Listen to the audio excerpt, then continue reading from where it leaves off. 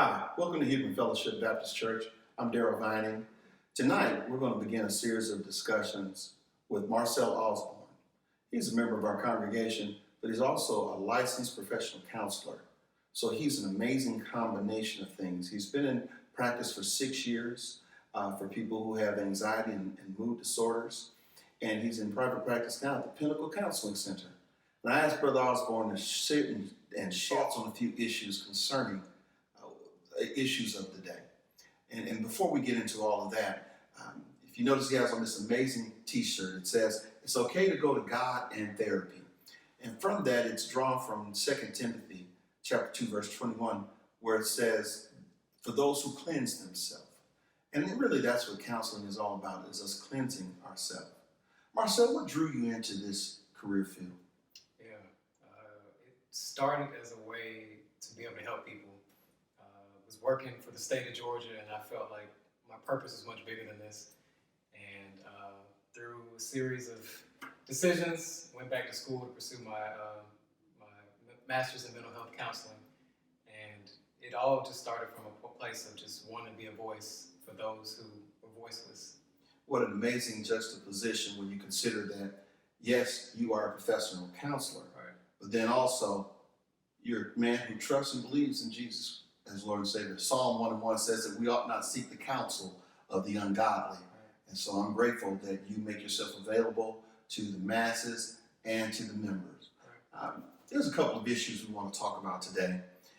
With all the things that have been going on today, people have been having trouble dealing with grief. Whether it's the process of grieving as we've been dealing with the COVID pandemic and people having to change their rituals and their norms, but then more recently with some of the issues going on with the George Floyd case, because so many people have been impacted and affected. Many people are touched by it who have previously been untouched by it. What are some of the things that people have to deal with in order to process their grief at a time like this? Right. One, I think it's important to remember that this period is unlike a lot. It's not like many in our history.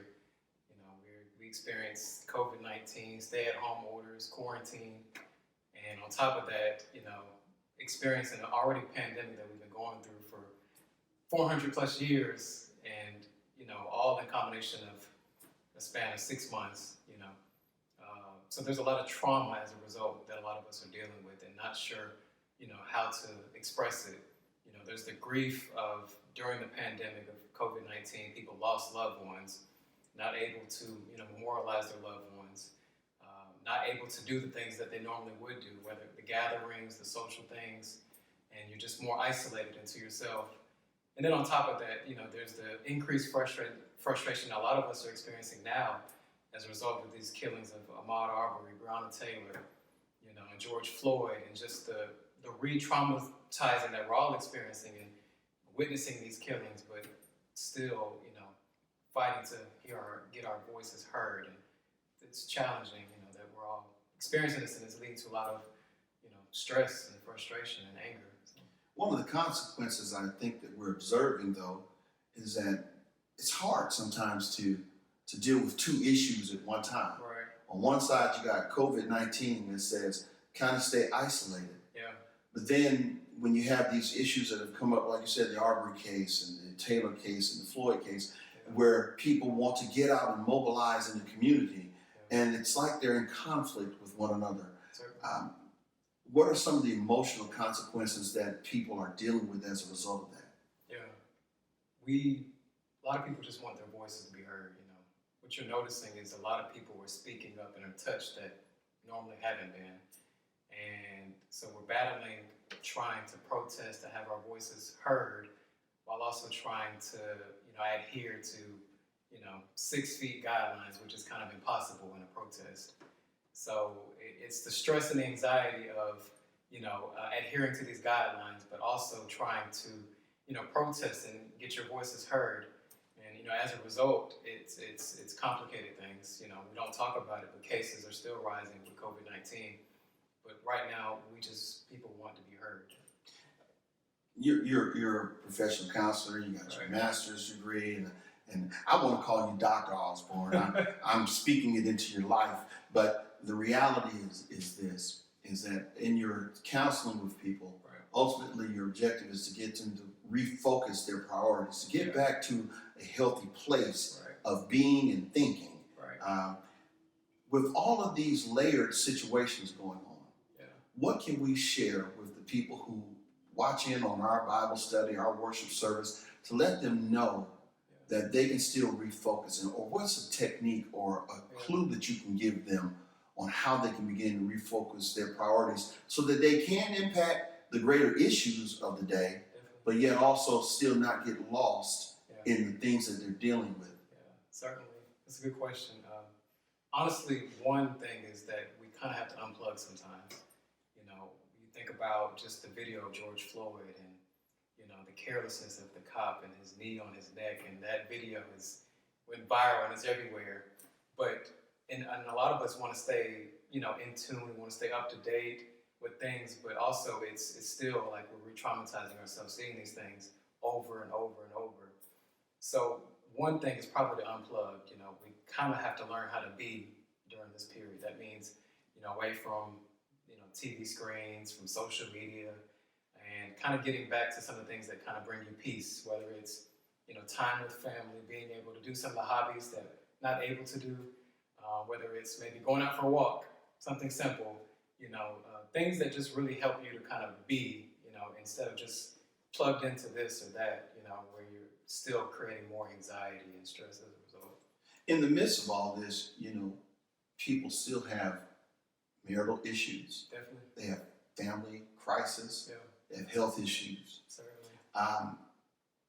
How does a person not feel selfish if they go to thinking about their issue in the context versus the greater societal issues? That's a really good question.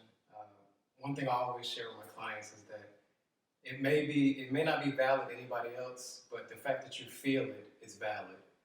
A lot of us need to know that. You know, sometimes we weigh our issues in comparison to somebody else's.